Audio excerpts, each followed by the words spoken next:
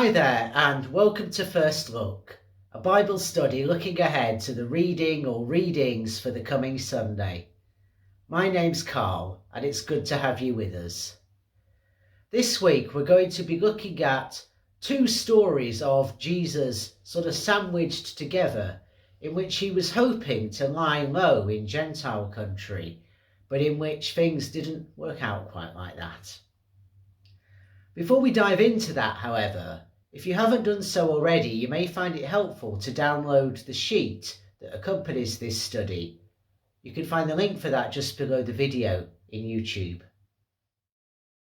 On the sheet, you will find the text that we're going to be looking at today, some other passages you might wish to look up, the questions we'll consider together later on, and lots of space for you to record your own thoughts and observations.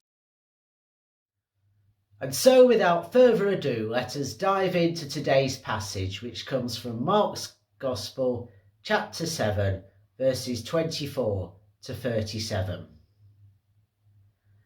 This particular passage follows on from Jesus having been in conflict with the Pharisees and scribes who'd come from Jerusalem to keep an eye on him and to challenge him. And he'd been subjected to some hostile questioning about why it was that his disciples didn't follow the oral laws, the kind of tradition of the elders, as some translations put it, around things like hand hygiene and washing and so on before eating.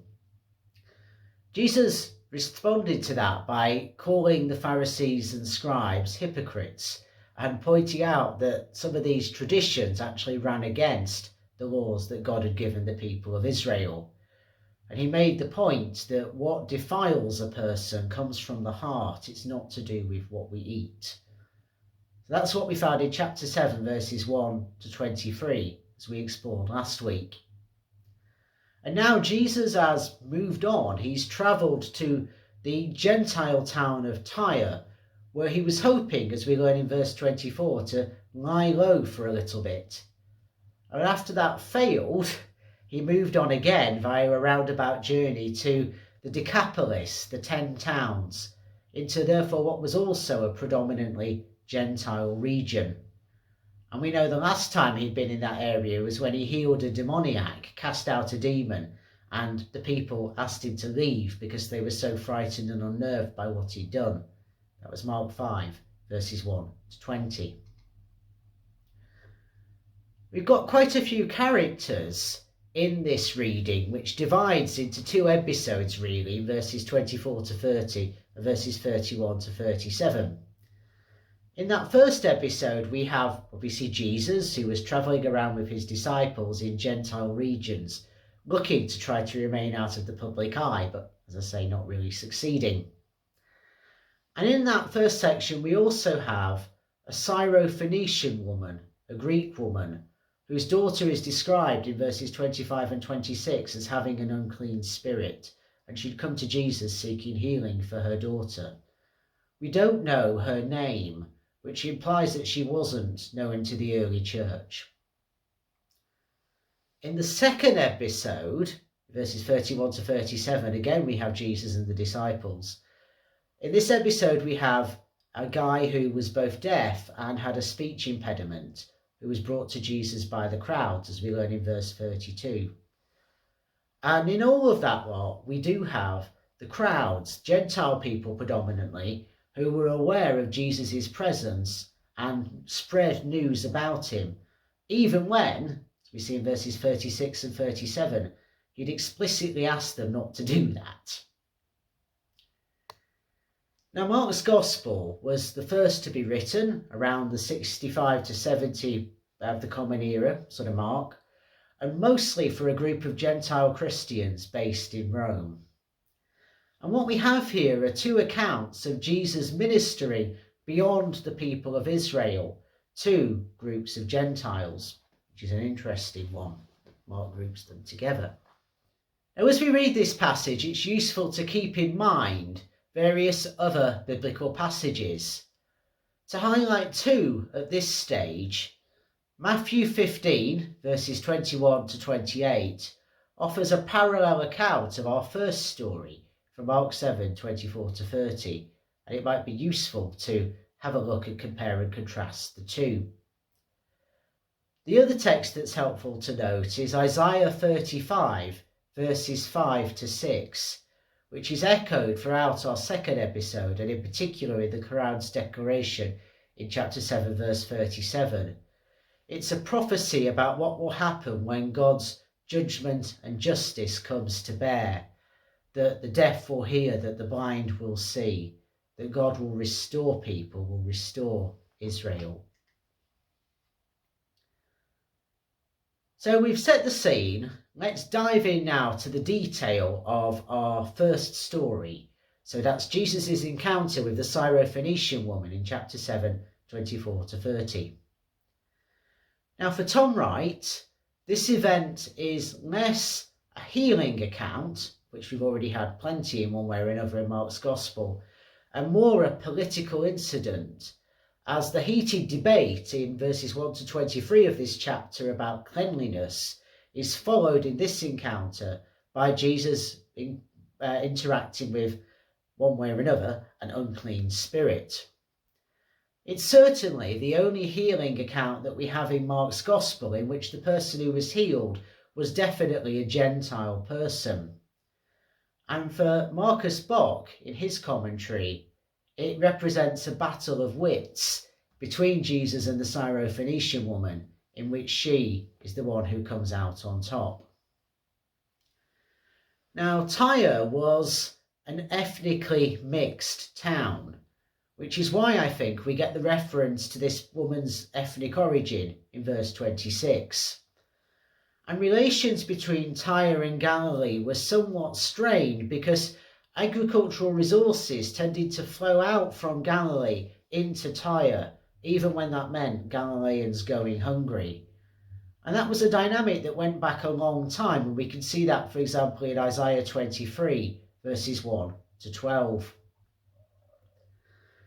Jesus had retreated to Tyre after performing some very risky actions, and he was seeking to lie low, be out of sight for a while, escape the crowds that followed him everywhere he went in Galilee.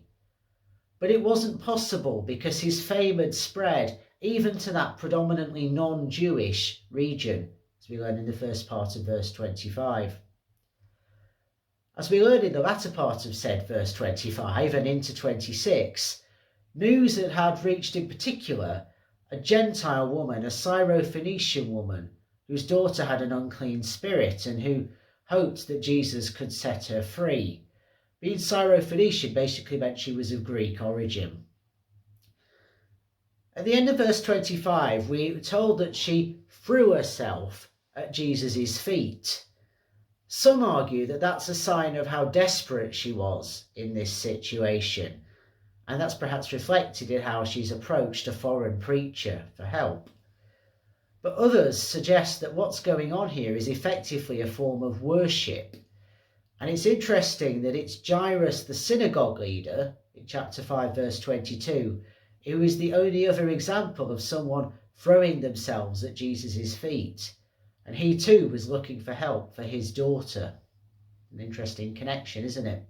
Suggesting maybe that Jesus is there for both Jews and Gentiles, showing us something of the future direction. Now, his response to the woman in verse 27 about the food for the children being given to the dogs may seem really quite harsh. And the word kunorosis meant a house dog, at a time when dogs were perceived rather negatively, as we can see, for example, in Psalm 22, verse 16, among other Old Testament references. And it was a standard insult that Jewish people would use for Gentile people. And it gives you an idea of how kind of split off and sectarianized things were. It wasn't just Jews and Samaritans that didn't get on. Now, people have struggled down the years to know what to make of Jesus' very harsh response, and particularly to reconcile what's going on with the key Christian claim that Jesus is sinless. For Tom Wright, the thing here is that Jesus understood his mission as very focused, that it was to be primarily with and for and amongst the people of Israel. And his use of first, the Greek proton, indicates priority, that the people of Israel are his first priority. But as we see, for example, in Acts 13, verse 46, this doesn't permanently exclude the Gentiles. Whatever is going on, whether this was Jesus slipping into a racist response, whether this was Jesus basically saying, look, this is not my priority right now, the woman's response in verse 28 is equally, I think, one to wrestle with. She doesn't appear to challenge the premise of his insult, and indeed addressing him as Lord suggests a degree of deference, a degree of respect. Maybe she just accepted that this is the view a lot of Jews had of Gentiles, but she wasn't going to be deterred in seeking mercy. Different commentators thus interpret what happens next when Jesus responds positively to her in different ways. So Bock, in his commentary, views Jesus as basically being impressed with her very smart response, winning that battle of wits. And that's why, he argues in verse 29, Jesus spoke words of healing.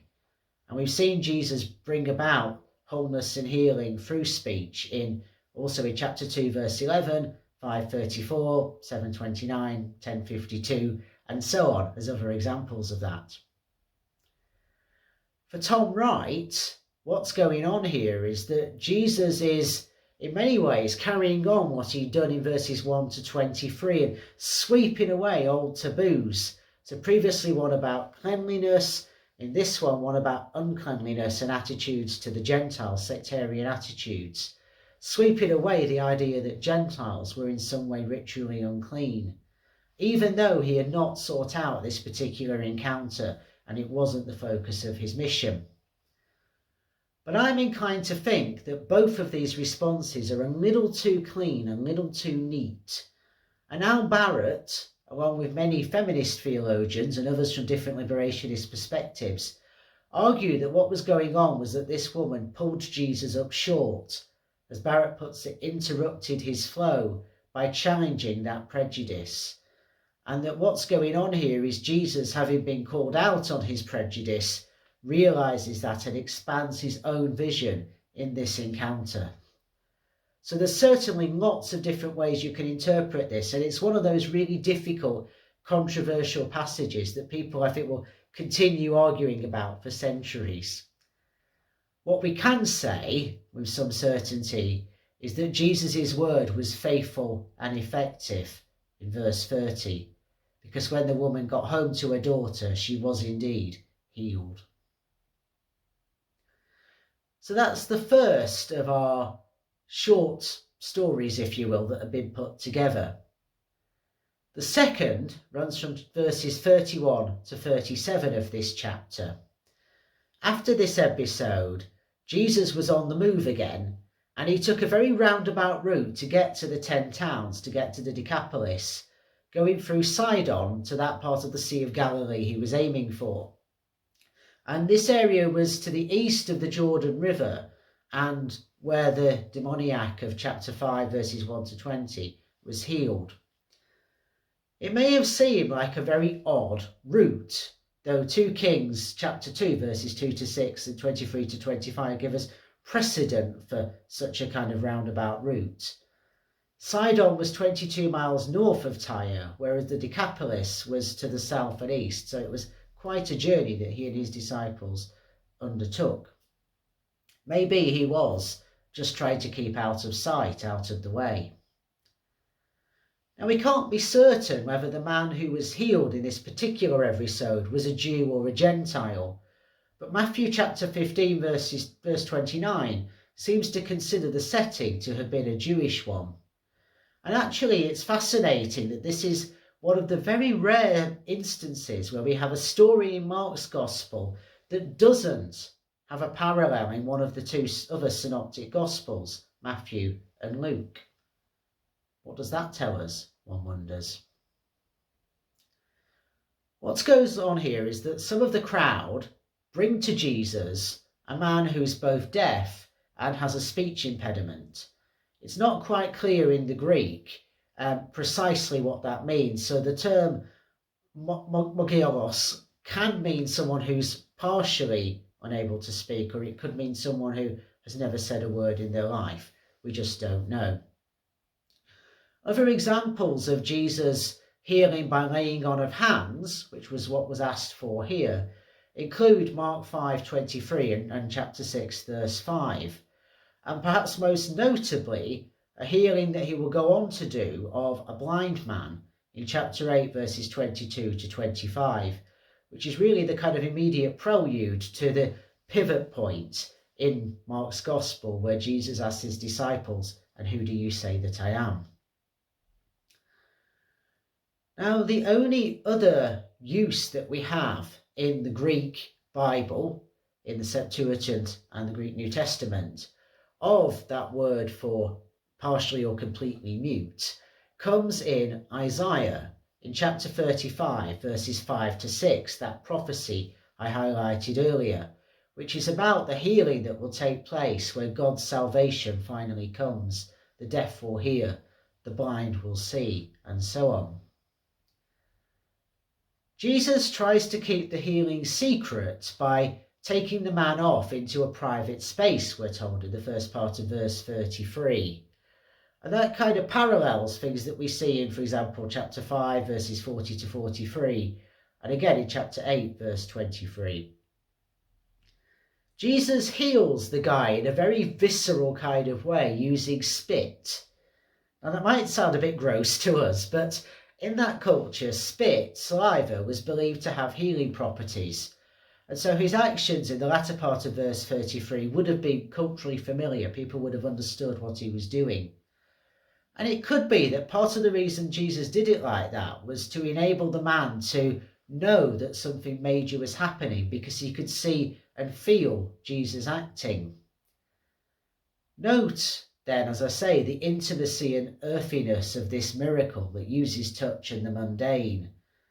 And note also that the man wouldn't have been able to hear the words of healing, which is an interesting one.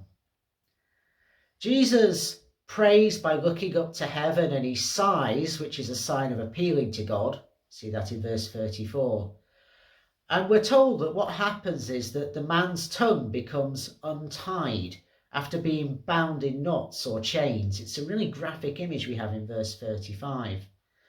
And it's interesting that his plain speaking that he's able to do afterwards stands in stark contrast to the secrecy of this whole event. But despite Jesus ordering the crowds not to spread the word about what's just happened, it's like they can't help themselves. They go around preaching about him. And they believe, as we see in verse 37, that he's done all things well, which again echoes our Isaiah 35 prophecy. Their reaction suggests astonishment to me, but it's possible that these healings masked Jesus' true purpose. Yes, he cast out demons. Yes, he healed people. Yes, he brought hope in those practical ways, but he was also about proclaiming the coming kingdom of God, and doing so with incredible urgency at this point, calling people to repentance, to change from the disastrous course they were on as the people of Israel. And perhaps some of these things got in the way, maybe gave people a false idea of what Jesus was primarily about. Perhaps this desire for secrecy was about wanting more time to be able to go around Galilee and spread this good news of the kingdom.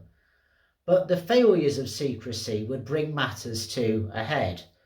The first part of chapter 8 sees Jesus in yet more controversy with Jewish religious leaders, and it brings us to that crucial point where Peter declares him to be the Messiah, and then he makes his first prediction about what that will actually then mean in terms of his suffering, death, and rising again.